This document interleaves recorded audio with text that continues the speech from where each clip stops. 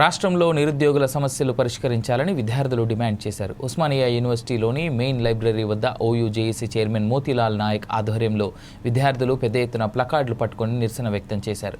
చట్టబద్ధమైన job calendar, నిరుద్యోగుల సమస్యలపై నేటి నుంచి నిరవధిక శాంతియుత ర్యాలీలు నిర్వహించనున్నట్లుగా మోతీలాల్ తెలిపారు. ఈ రోజు ఏదైతే ఉస్మానియా యూనివర్సిటీ ఆర్ట్స్ కాలేజ్ మన లైబ్రరీ దగ్గర నుంచి ఏదైతే మనము ఈ యొక్క ప్రెస్ మీట్ పెడుతున్నామో, ఈ వేదిక నుంచి మేము ప్రభుత్వానికి హెచ్చరిస్తా ఉన్నాం. ఇప్పటి వరకు మేము ఎస్సీ వర్గీకరణ ఆగినాం, బీసీ డిక్లరేషన్ ఆగినాం. కానీ ఇక మీద మేము ఆగే ప్రసక్తే లేదు.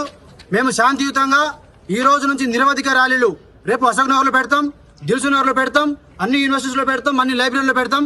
శాంతియుతంగా చేసే ఈ యొక్క పోరాటం మేము మాకు నోటిఫికేషన్స్ కళ్ళ ముందర వచ్చినంత వరకు, మా కళ్ళతో మేము చూసినంత వరకు మేము ఎక్కడ కూడా కాంప్రమైజ్ అయ్యే ప్రసక్తి లేదు. ఈ ఉద్యమాన్ని మేము ఆపేదే లేదు. శాంతియుతంగా ఖచ్చితంగా మేము ఈ యొక్క ఉద్యమం చేయబోతా ఉన్నాం. మమ్మల్ని 119 ఎమ్మెల్యేల ముందర మీరు చెప్పినటువంటి మాట మీరు తప్పినప్పుడు మేము మిమ్మల్ని నమ్మే ప్రసక్తి లేదు. మేము టీజీపీఎస్సీ చైర్మన్ చెప్పినా, ఏ ముఖ్యమంత్రి చెప్పినా, ఏ రాహుల్ గాంధీ చెప్పినా కూడా మేము వినిపించుకోము. మాకు కళ్ళ ముందర నోటిఫికేషన్స్ కనబడినంత వరకు, మాకు కళ్ళ ముందర నోటిఫికేషన్ మేము చూసిన